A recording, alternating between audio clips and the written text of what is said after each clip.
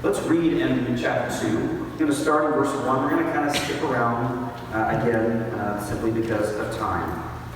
But let's read beginning in verse 1 of chapter 2.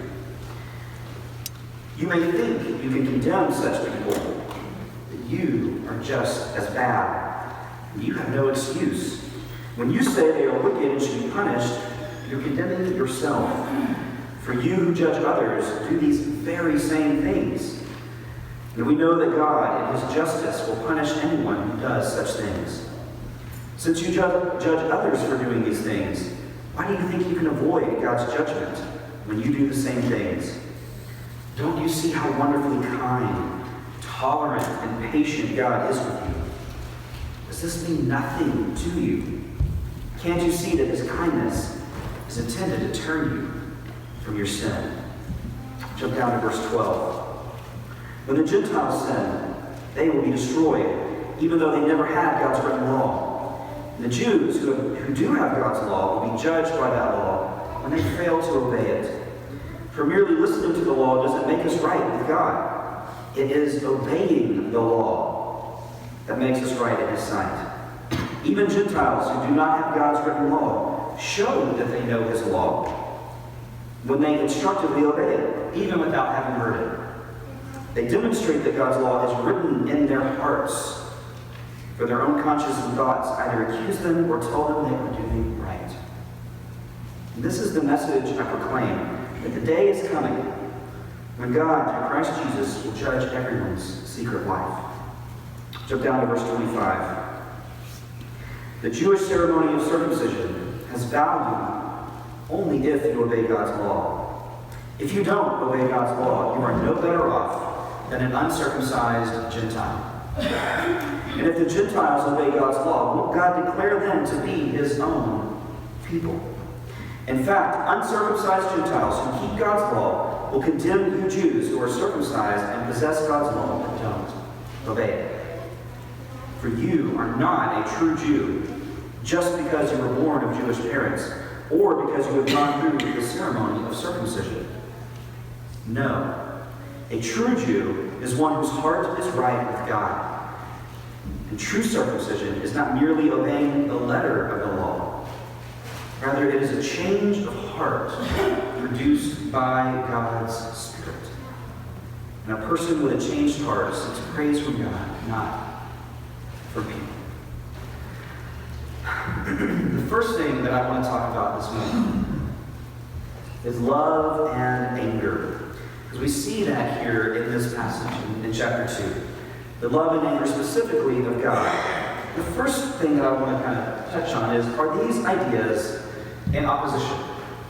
Because it certainly seems that that's the way a lot of people talk about them, that love and anger don't go together, ever, right? There's no such thing as a loving being who is also angry. So this topic, these two ideas are so intertwined and so mixed up and at conflict and odds in so many people's minds. The love side of God, we somewhat get. An all-loving being? That's amazing. Yes, I'm signing on to that right there.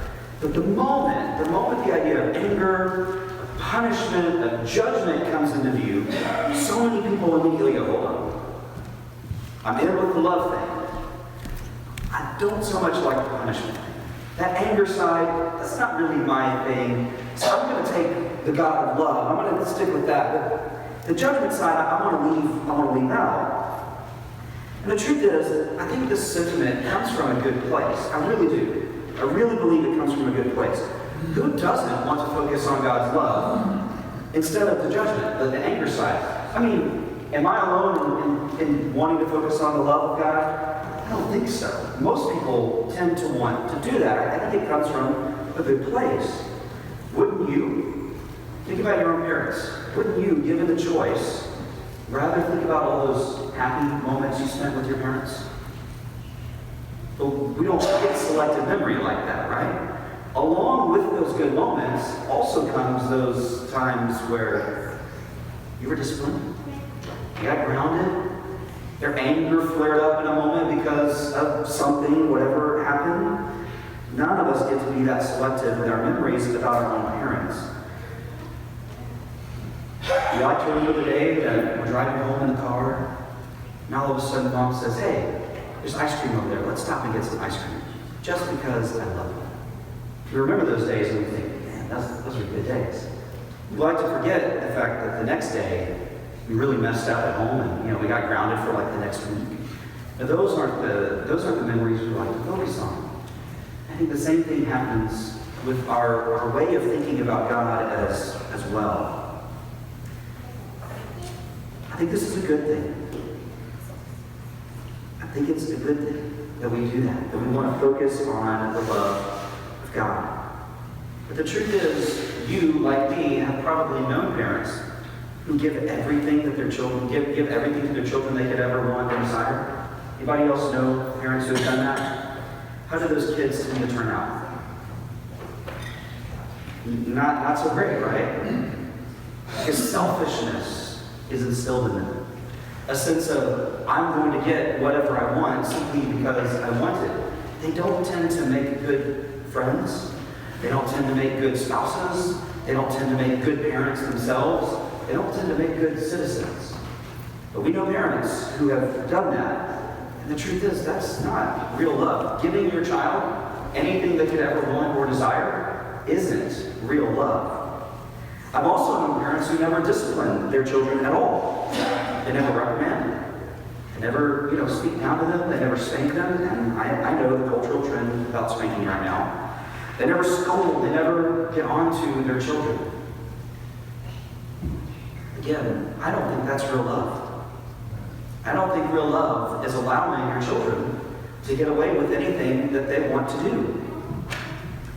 Just like children, we need boundaries. We need to know when we're messing up. So we need correction. And that is what God's anger is pointed to. God's anger is specifically pointed to our correction. It's about reconciliation. It's about redemption. It's about forgiveness and correction. God isn't angry just to be angry. Right? I think so many people have this mental image of this old bearded man sitting on a golden seat of some kind, floating on the clouds, with lightning bolts in his hands, ready to strike people down. And that's Zeus, right? Or that's one of the gods from all the other plethora of cultures that we could look at. That's not the God of the Bible. God isn't angry just to be angry. God isn't angry just because it's fun to get angry at people. God is angry so that Basil can be corrected in his sin. God is angry so that I can be corrected in my sin. God is angry so that we can be reconciled to him, not pushed away. That's real love. Real love isn't giving us everything that we want. Real love is correcting. So we need to rethink the way that we understand anger and love. We need to do a hard look at that in our lives. I think it might be helpful to do that by trying to think about what Paul's view of love and anger might have been. Now, this is speculation on my part, okay? I can only guess as to what Paul actually thought about this. I'm making what I believe to be an educated guess, given the writings that we have of Paul, also his background as a Jew and and therefore his upbringing, but also his teaching as a Pharisee. I think for Paul, this idea of anger and love and anger, would stem from one of the central texts of the Old Testament, and that is Exodus 34. If you want to turn there with me, feel free to do so. I think Christians have not understood the full weight of Exodus 34. For Jews, Exodus 34 was one of these central passages that they read from on a weekly basis, and that they tried to recite and keep in their minds at all times. So you'll know Exodus 34 as the time when Moses has to go back and get the Ten Commandments again. He has to get the covenant again because he broke the first step, because he got angry at the people. Justifiably, they were being done, but he had to go back and get the commandments again. And this is what happens in that moment. God shows up and presents himself to Moses. And here God speaks about himself. It's such a remarkable passage. Beginning in verse 5. The Lord came down in a cloud and stood there with him. He called out his own name, Yahweh. The Lord passed in front of Moses, calling out, Yahweh the Lord, the God of compassion and mercy. I am slow to anger and filled with unfailing love and faithfulness. I lavish unfailing love to 1,000 generations. I forgive iniquity, rebellion, and sin.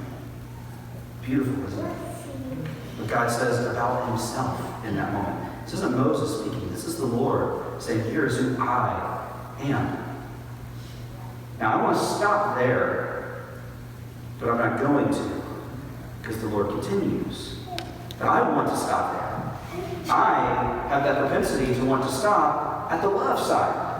Cool, I get the love. I'm all in on God's love. It's amazing. But, he says, I do not excuse the guilty. I lay the sins of the parents upon their children and grandchildren. The entire family is affected, even children in the third and fourth generations. Real love isn't letting people get away with it. Real love is calling people to reconciliation, to correction, to redemption, to being made right. That's what Paul's talking about in Romans chapter 2. See, within these words is a fundamental and profound truth. And this is the truth I think Paul is drawing on as he's writing Romans. In my mind, Paul is just reciting Exodus 34 in his mind. This is the God of love, the God who also calls people to correction, to being made right. Notice how that passage in Exodus 34 begins.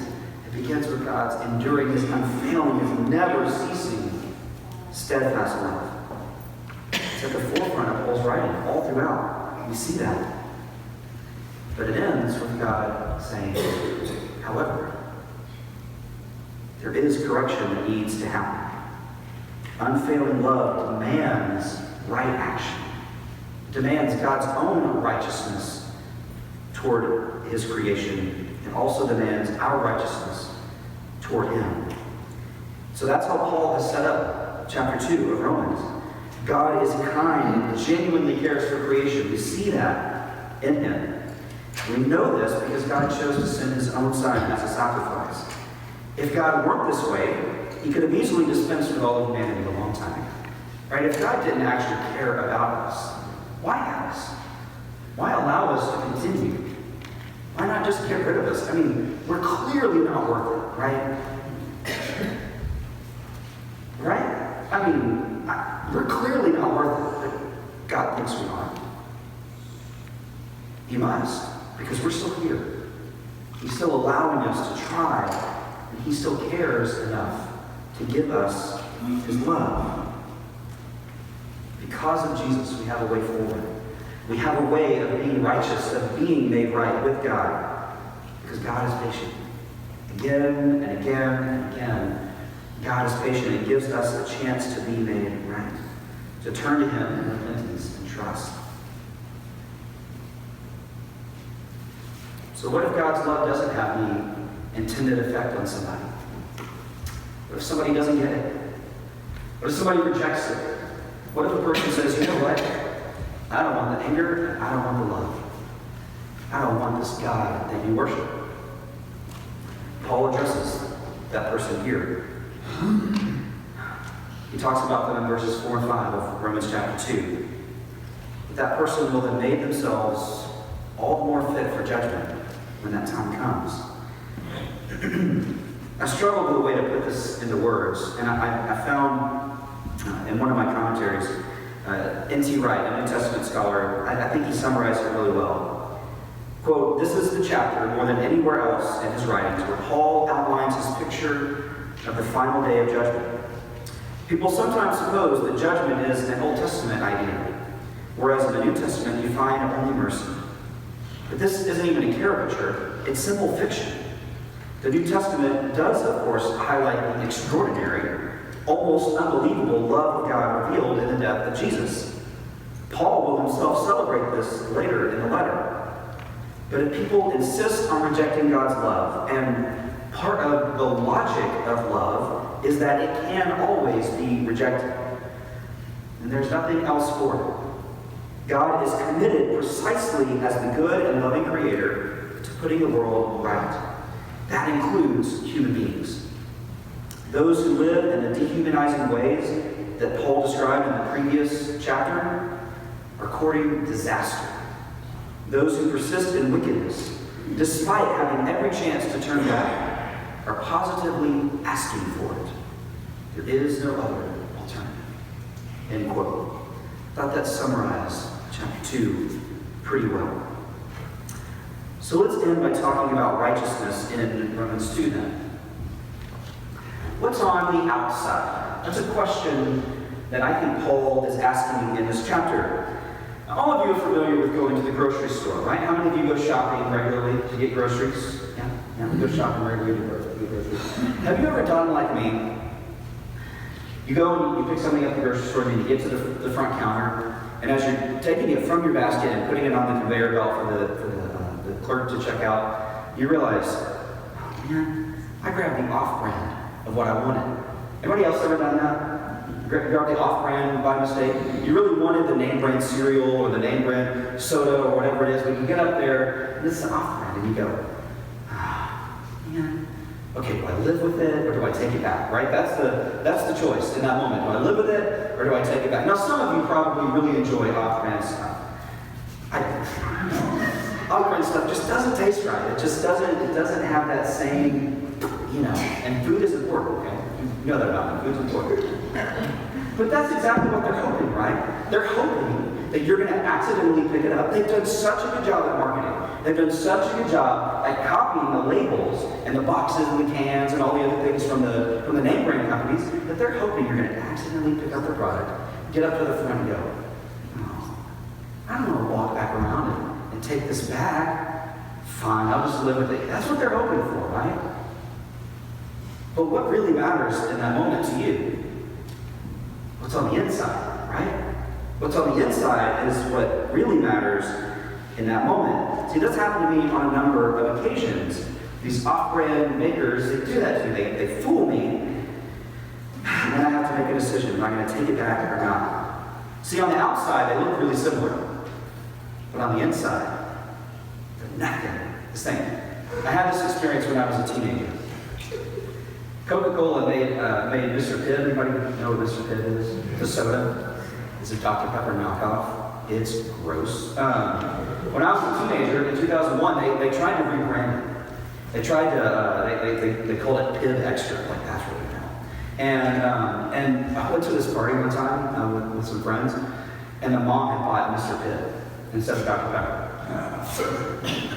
And we were all grumbling. I mean, it was terrible. It's just not the same. It's not any good. Because what's on the inside matters.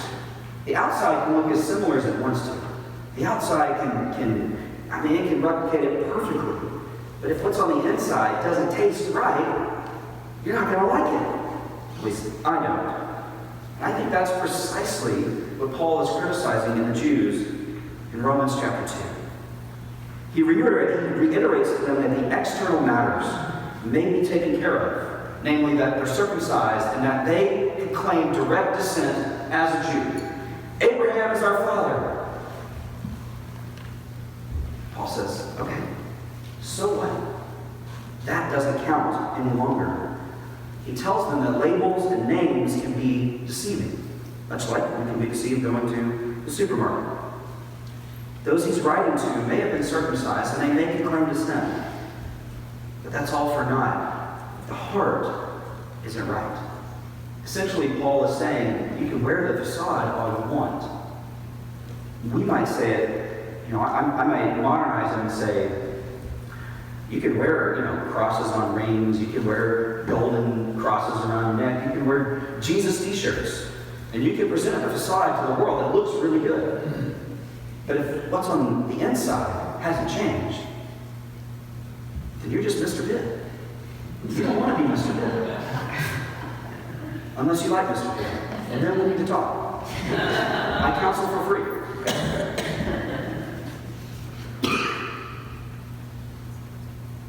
If what's on the inside isn't changed, the facade doesn't matter. See, Paul is writing to the Jews, but he's also writing to us.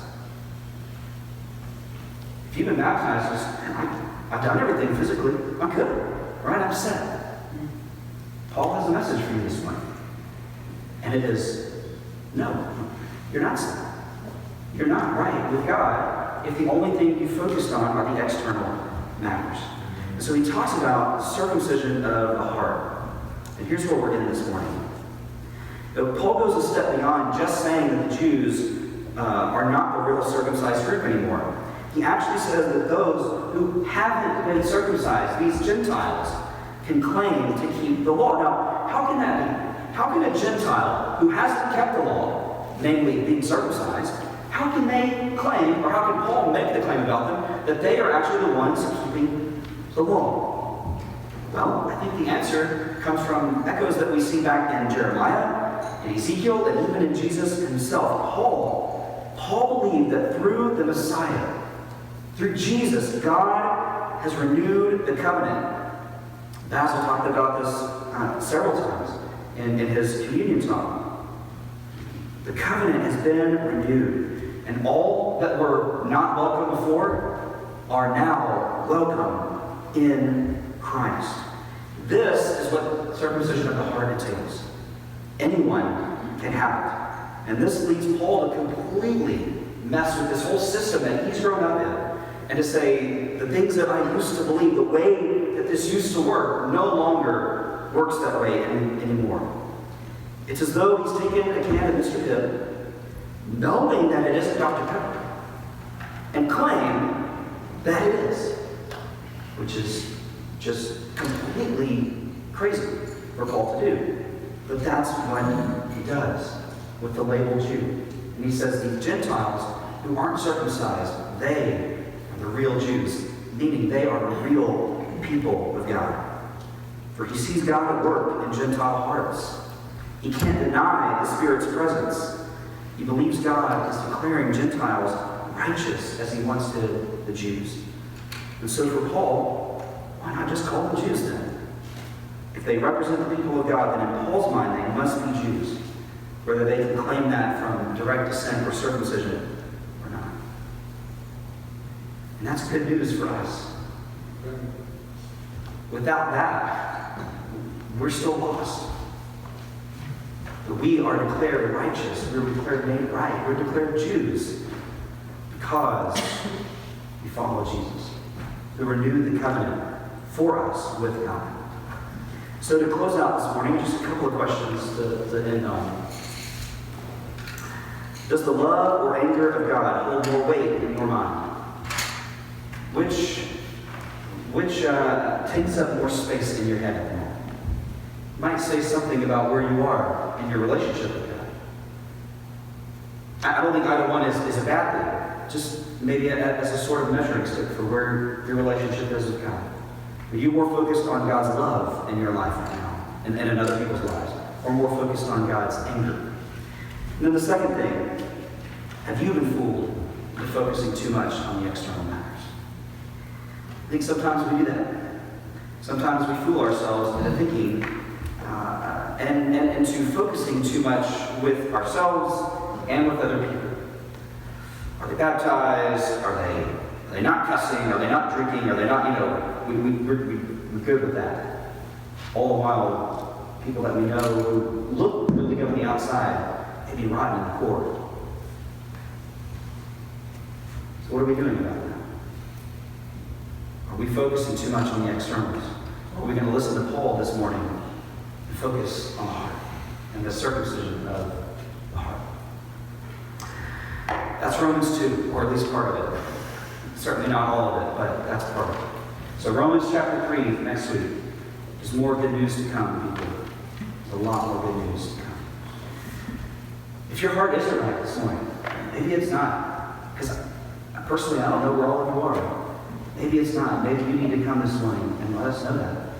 to confess something to us, with us, so that we can pray with you, cry with you, hug you, and let you know that God is always waiting to receive you with open arms. That's what we're here for. So if you have any need, come forward as we stand.